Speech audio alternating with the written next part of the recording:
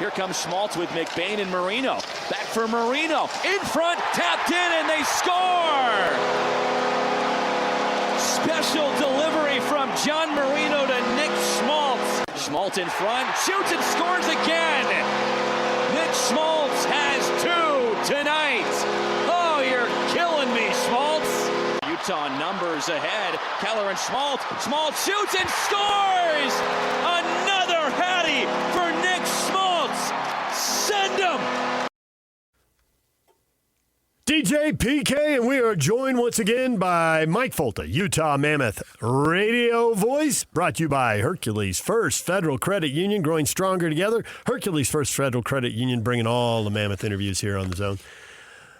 So, Schmaltzy's got it out for you, Mike. That's what I took out of that. He had you yelling all night long. You could lose your voice. He's dangerous. Oh, guys, good morning. I'm coming to you a little hoarse this morning. I thought so. All puffy. Just woke up. Looked like I got run over by PK's personalized custom golf cart. But, hey, all is well that ends well. It was a big win for the Mammoth last night against a Vancouver team. It's last place in the NHL, but you win 6-2. You do what on paper you're supposed to do, and that's take care of business at home. And Nick Schmaltz with his second hat trick of the year. It's crazy. Last year, he went the first 23 games of the season without scoring a goal, and he still finished with 20 goals. This year, he got off to a great start. He's playing the best hockey of his career, now 10 years into his NHL career, and he's one goal away from a career high still with 25 games left in the regular season, and he has elevated this team with his play. In a contract year, no less. Of course, Mike. That's the key.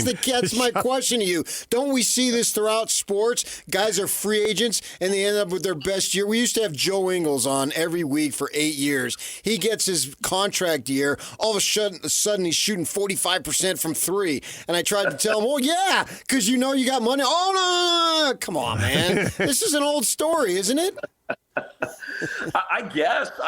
But, hey, it's easy to say that and I just expect a guy to be great, but the fact of the matter is Utah has needed Nick Schmaltz to play like this because the team has been without Logan Cooley, who's your most dynamic centerman, and there have been times when some of the scoring around Schmaltz has dried up a little bit, but he's been consistent. He's been excellent defensively. Like, I'm talking about his offensive numbers. He's been excellent in the defensive zone. We have discussed on this show about how Schmaltz has moved over from wing to center, how that's a lot more defensive responsibility.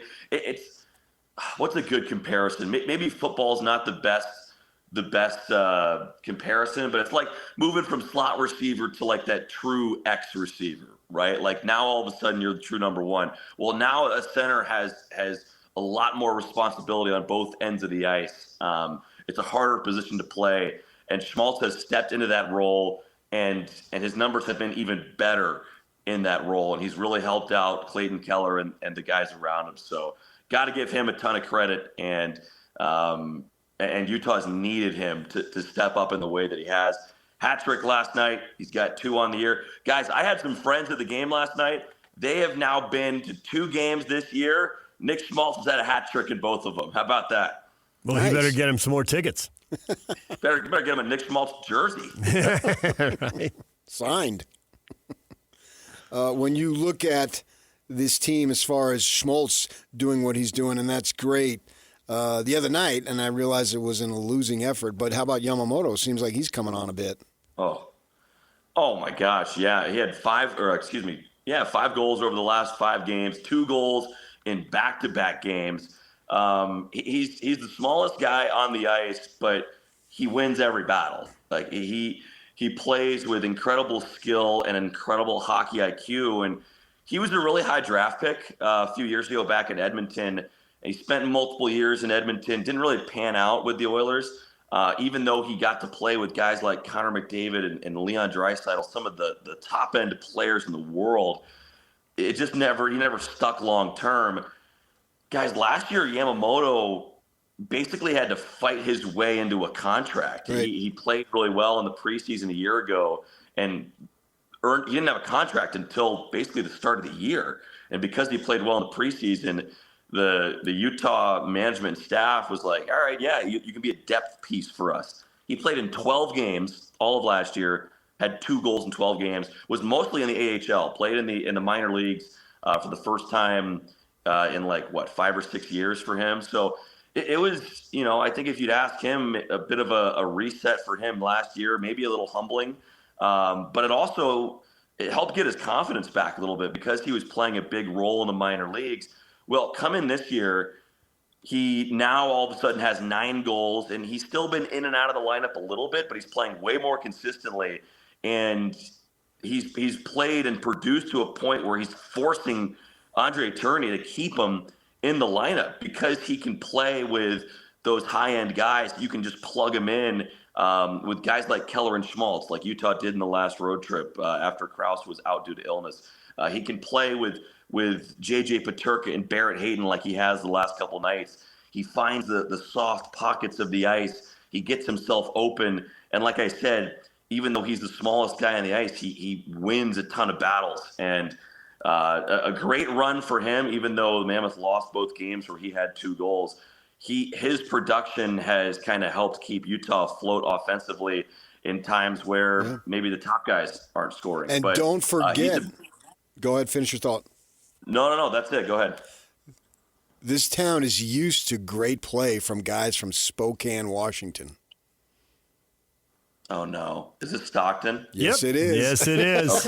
Okay. You can't say Spokane to a sports fan guys. here. Yeah, without thinking Stockton. It's automatic. We all know it. Baked into us. That's a good call. Yeah, Spokane's own. Yep, he played in the WHL.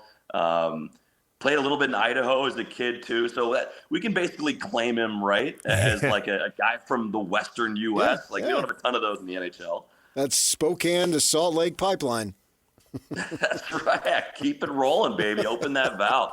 No, but Yamamoto's been great. He's a humble guy and easy guy to root for and a fun guy to watch. I am built so that I can scoreboard watch and look at the standings by the time we're a quarter of the way into the season. And even in the first quarter, I find a way to do it. It drives PK nuts. At what point do NHL coaches and players start scoreboard watching? Because there's 6 teams separated by 4 points, and 3 of them aren't going to the playoffs, and 3 of them will get in. So at what point, because they can drive themselves crazy too. You can waste a lot of energy on that kind of stuff. Leave it to somebody like me. I don't have to go out there and skate. Yeah, it's funny. Like there's all these different deadlines on the NHL schedule where we have these statistics.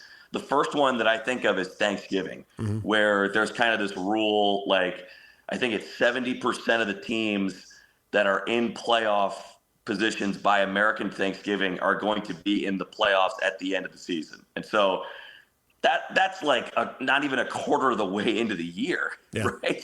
And we're talking about like, oh, well, we better be in a playoff spot by Thanksgiving. And then Christmas rolls around and there's another statistic. And then, here comes Valentine's Day and the Olympic break and it's another statistic. So honestly, I think everybody's watching all year, guys. Like they'll tell you that they're not worried about the standings, but I think everybody watches the standings and looks at the leaderboards every single night. And, I've been a part of teams and even a part of this team where, maybe you lose a bad game late or you lose in overtime. But it's a crushing loss in October. And you're sitting there thinking like, maybe that's the point. Maybe that's the point that keeps us from getting in the playoffs. And like someone is saying that. Inevitably, someone is saying that. So they'll tell you they don't watch every night, but I call bull on that. I think everybody watches every night. And honestly, guys, like you've had to this year because seriously, like it sounds cliche. Oh, the standings, it's a tight race. It is an unbelievably tight race.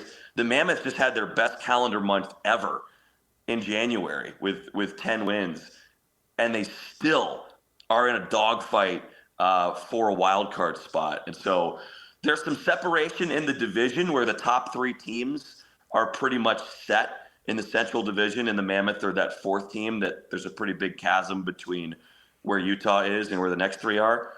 But fighting for that wild card spot, it's like a 5 or 6 team race where everybody is winning in that group. And it's going to come down to the wire. Even though Utah is playing well, you can't rest for 1 second because LA and Seattle and even San Jose now, they were one of the worst teams in the league. Now they're fighting for a wild card. They're right there. So it's imperative the Mammoth keep winning. We know in the NBA All-Star break that guys like to go where it's warm and they get about a week to do what they want and get back into town. Well, here with this huge break, I would imagine some of them would have a form of vacation, but you can't vacation for 3 weeks. Do you know what their plan is? Watch me. You can, but I'm talking about them. A lot of guys will get away. Yeah, a lot of guys will get away for at least a week. Utah has some injuries, some guys that have been banged up. Logan Cooley is a big one. Alexander Kerfoot, he's been hurt recently as well. Those guys will be trying to come back during the break. And so like the trainers and the staff, like they get a little bit of break too, but it's only about a week, and then they got to, come back and get guys back up and running because you want to hit the ground running when you come back from break, have right? to, man. Well, exactly. We're just talking about the standings. You have to. The Mammoth have some really tough games against Colorado and Minnesota coming up after the break. So it'll be about a week for these guys. It's a 3-week Olympic break. I think I'll be. I'll take about a 3.5 week break for me. You're gonna come back with heavy legs. Clayton Keller can't. He's gonna be at the Olympics. Just come back. I worry about Mike having free time, the ability to actually come back. I'm more concerned about him returning literally. Everybody knows UC Santa Barbara's a party school, but Purdue's underrated from what I've heard. Oh, yeah. I'm worried about you. Well, when the freshman orientation is, guys, it's when you're at Purdue, but the whole behavior is Purdon't. Hey. We had a big win against an 8-12 Maryland team on Sunday, so we're on the climb back. I mean, with Purdue, God, like Indiana winning a national championship, Purdue loses to Indiana in basketball a week later. Like I have nothing, right? I have nothing as far as my collegiate fandom. I'm living vicariously through Utah State, my Aggies. There you go. But they lost a couple games too. So. They did. But then bounce back. Big game against New Mexico coming up. Oh, yeah. The pit's legendary. It'll be crazy. There's a guy. What is he, the swamp rat or the sewer rat? What's that? Sewer rat. The sewer rat. Yeah. There's a fan there. You gotta see him to believe him. And Steve Cleveland, the BYU story, actually ended up befriending the guy. It's a heck of a story. Have you ever have a chance to watch? Him some raw meat. Yeah, have you have a chance to watch Utah State? Is this New Mexico? It's a New Mexico fan. Yeah. Snake is another nickname for the guy. He's all tatted up. He'll be there in a tank top. He's a short dude, and he screams his head off. During games. Just goes nuts. Everyone knows. I'm gonna keep my Utah State fandom to the spec probably. So I don't think I'm going on any Aggie road games. You did have a nice little Sandlot reference when Schmaltz. You're killing me, Schmaltz, which is obviously Smalls. You are somewhat new to the area. You do realize that Sandlot was filmed in our area, right? I was told this. That was not on my mind as I called the goal, but I was told this. Where was it filmed? There's a diamond in Rose Park. Yeah. There were a couple scenic. My home golf course. Right. There were a couple scenic cutaways. Down by Murray? Where Old there's Town? one that was taken from like the east bench looking west, and you can see the smokestack at the end of the Okers at Kennecott. I mean, it's totally obvious. If you watch the movie and wait for the smokestack, you will 100% see it. Yeah, it was like, well, obviously they're in Utah. Yeah, the Murray Pool was used. Yeah. There were multiple locations. If you go online, you can see all those things are online now if you want to find out where stuff was shot.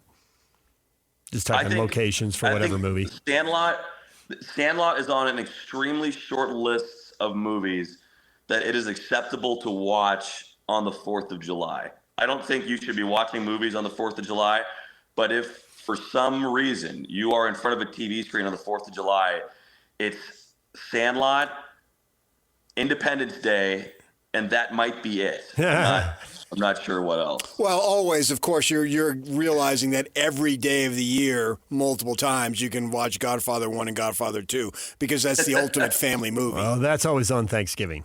That always should always be on. It's always on Thanksgiving. Just always on. Which one's the bad one? Which one's the one you're The not third one. The third one now. The third one doesn't measure up to the first two. 1 and 2. Yeah, one and 2 are Oscar winners. I mean, they're classics.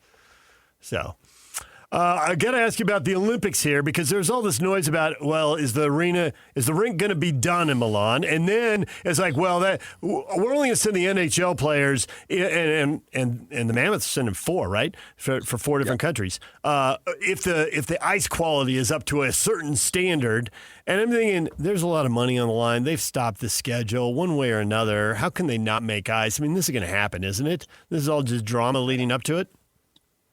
It is. We're going to play the games, and it's going to be awesome. And we're going to watch Team USA, play Canada, Sweden, like all these teams, and we're going to love every second of it. And the players are going to make it incredible, right? Like we had the outdoor game in Tampa a couple days ago where the Lightning came all the way back to win 6-5 in overtime. And the goalies fought, and the players had awesome costumes upon their entrance to the stadium. Like that event was awesome because the players made it awesome, regardless of all the extra stuff on the outside. The Olympics coming up in Milan, there's been a lot of noise about the arena not being finished. And from what it sounds like, it's not going to be finished by the time we play. And when I say that, I mean it's not going to be to the standard that we were hoping and expecting. And, when we go around the league to different teams, there's a certain standard that NHL players are used to when you walk into the locker room, the type of access you have throughout the arena and things like that. It sounds like that's not going to be up to an NHL standard in Milan. Again, I'm not there on the ground. This is just what I'm hearing from people who are there. But they have the important stuff is going to get done. The important stuff either is done or is going to get done. And that's the ice surface itself and, the boards, like the hockey infrastructure. Most of the seats are done. It sounds like they had to bring in some kind of temporary seats as well. I was talking with Sam Farnsworth over at Channel 2. Channel 5. Channel 5, excuse me. Yes, thank you. And he was telling me, he was filling me in a little bit on the backstory. He's got boots on the ground in Milan. Yeah. But the important stuff is done. The players are going to make it awesome. But I wouldn't be surprised if you keep seeing pictures and videos over the next couple of days of incomplete sections of that hockey arena in Milan, which is really unfortunate because we all know they only had, a couple years to get this done. Dope it out for us as far as who you think are the favorites. Obviously, with the NHL players playing for the first time in 12 years, you should have a pretty good idea of the rosters. Yeah, I mean, we know that the U.S. and Canada are going to be really good. No Russia in the Olympics. I think we know that. There's so many good Russian players. You think of Mikhail Sergachev for the Mammoth. So there's a little bit of an asterisk next to this, next to any best on best tournament when you don't have Russia involved. But U.S. Canada are going to be up there. Sweden has an unbelievable team. Sweden is going to be legit. Finland always overachieves in these tournaments. Last time we played best on best Olympics, Olli Mata was part of Team Finland, and they beat Patrick Kane and the Americans like 5-1 to win a bronze medal. And the U.S. got 4th that year. So Finland always overachieves. They'll be very good. Team Czechia will have Karel Vejmelka. We know Veggie's ability to steal a game as a goaltender. They'll be a very tough out as well.